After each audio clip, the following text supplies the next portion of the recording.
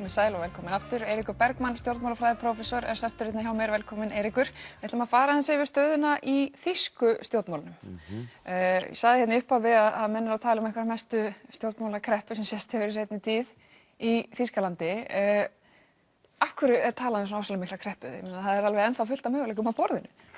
Já, þetta náttúrulega kannski það land þar sem að stjórnmálin eru hvað stöðugust í Evrópu og Merkel hefur haft þarna styrka stjórn og má segja að forverar hennar hafi haldið ansi svona stöðugri stjórn á þessu landi. Þannig að núna þegar eitthvað byrjar að hiksta í vélinni, þó að það sé nú atburðir sem eru alvanalegir annar staðar, þá farið að tala einhverja stjórnmálakreppu sem að okkur finnst nú kannski bara svolítið hlægilegt. En samt, það eru það liðið svolítið tími frá kosningum og þar til núna. Menn eru að kvarta hér, hafa kosið í september og þau eru ennþá einhvern veginn ekki... Já, þetta tók rosalega langan tíma að reyna að ná saman þessu svokallaða Jamaica-bandalagi með frjálslyndum og græningum ásamt kristilegum demókrötum. Og svo þegar það sprakk þá einhvern veginn eru menn þarna bara frekar óvanir slíkri stöðu. En eins og þú nefndir að þá eru fullt af kostum í boði. Sósíaldemókratarnir þeir fengu ekki góða niðurstöðu og sögðu strax í upphafi þeir vildu ekki taka þátt í þessu. Þeir hefur snúist hugur sýnismanni núna. Hefur þú trú á því að það samtal skila árangri og hverjir verða þá sem að gætu mögulega? Það sem mér finnst alltaf áhugavert við þetta og óvanalegt held í Þýskalandi hvernig forsetinn Steinmeier hefur beitt sér í málinu.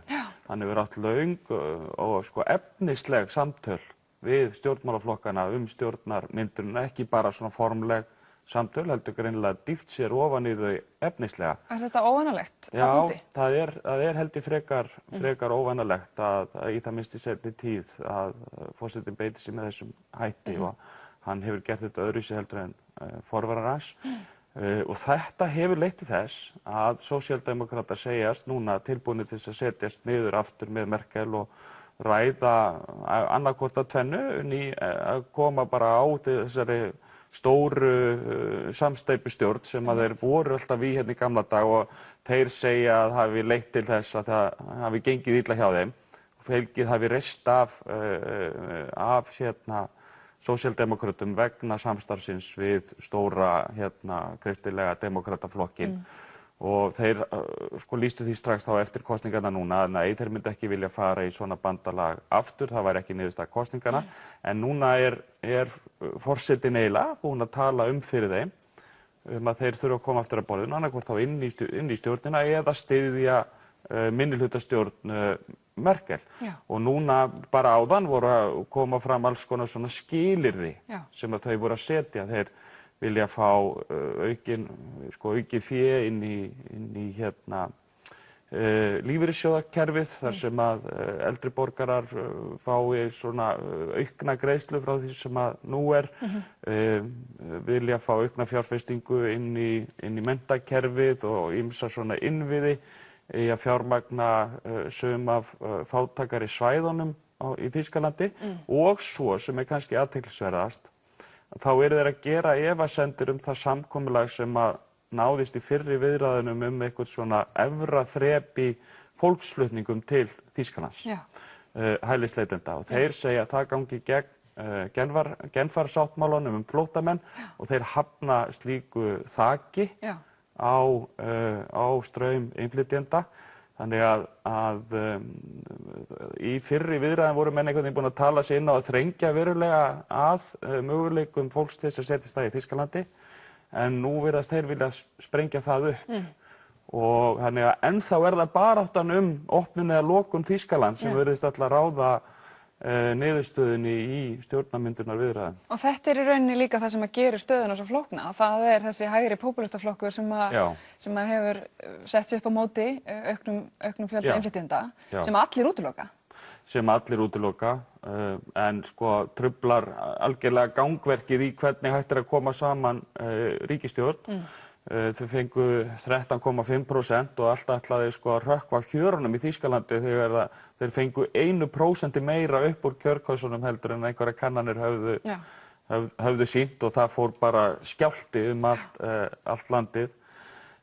En menn óttast það líka að verði gengið núna aftur til kosninga, náist ekki að mynda ríkisstjórn með aðkomu sósíaldemókrata eða einhverri samsetningu, að þá geti það orðið vatn á myllu sem sé þessa flokks valkostur fyrir Þýskaland. Og tölum aðeins Angelu Merkel, ég meina, hún lítur á þetta sem svo, hún sé að veikjast með því að ná ekki að mynda ríkisstjórn? Sko, þetta auðvitað einhvers konar ögur stund fyrir hana. Þarna núna auðvitað reynir á hana hvernig henni gangi að koma saman þessari ríkisstjórn og hvernig hún verður þá samsett, en Angela Merkel náttúrulega algjörlega óumdeildur leiðtogi, ekki bara Þýskalands heldur Evrópu. Hún leiðtogi hinnar frjálslyndu Evrópu og hefur staðið þar af sér alveg ótrúlega storma.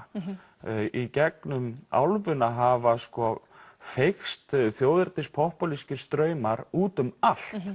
Uppgangur hálffasískra popúlistaflokka allsstaðar í álfunni, sérstaklega í austurhluta álfunnar, þar sem sum ríki eru bara farin mjög langt inn í einhvers konar hálffasisma og þá það hún sem hefur staðið vörð arfleið hinnar frjálslyndu Evrópu og þetta hefur gert hana sterkasta stjórnmálamanni álfunnar, þannig að þegar menn að tala hana og hvort að hún hafi veikst eða ekki veikst, þá ekki að halda þessu samhengi til haga, að við erum ekki að tala bara einhvern stjórnmálamann. Nei.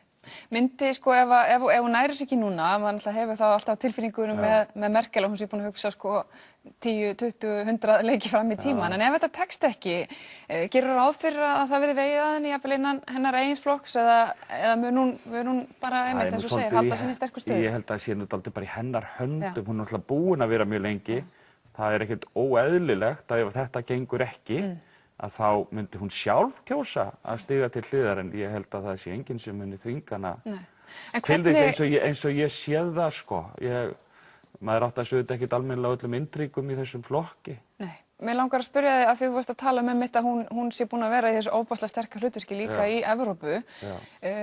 Sérðu fyrir þér, hvernig standa aðrir flokkar í Þýskalandi einmitt í þessum Evrópumálum og sérðu fyrir þér að jafnvel Macron geti eitthvað tekið við krúnuna af henni jafnvel?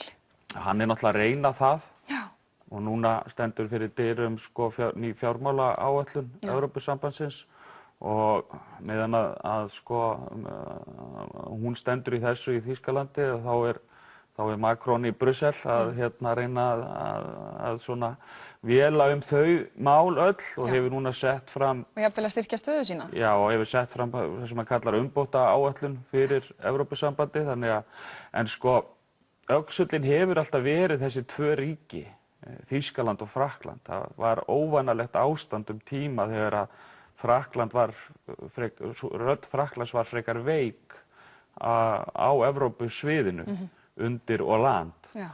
Það var svona, og Þýskaland tekur algjörlega við stjórninni.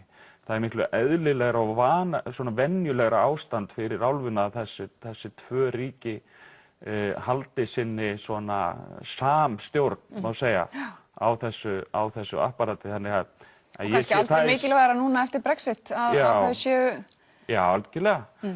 Og líka vegna þess að þetta apparati þetta auðvitað pólitískt bandalag utan ákveðnar hugsjónir sem að felast í opnun, frjálslyndi, samvinnu og svo framvegis og standa gegn öflum sem að hvetja til lokunar og útilokunar og að halda mönnum frá og aðgreiningar milli landa þessara stríðshrjáðu álfu og þá skiptir það auðvitað verulegu máli að ríki eins og Þýskaland, þar sem allir stjórnmálaflokkar svo gott sem fyrir utan þennan popúlistaflokk eru einhuga þetta verkefni. Og þannig hefur Þýskaland verið, þetta svo sérkennilegt hvernig stjórnmál velkja sko, þetta land sem að steypti álfunni hörmungar í tvígang, skelfilegustu þjóðernishyggju sem getur, hefur núna allar götur frá seinna stríði verið sko farvegurinn fyrir hina frjálslyndu Evrópu og ég sé það ekki breytast. Nei. Eiríkur Bergmann, takk kærlega fyrir komuna. Björg Magnúsdóttir og Páll Bartósek setjast hérna hjá mér.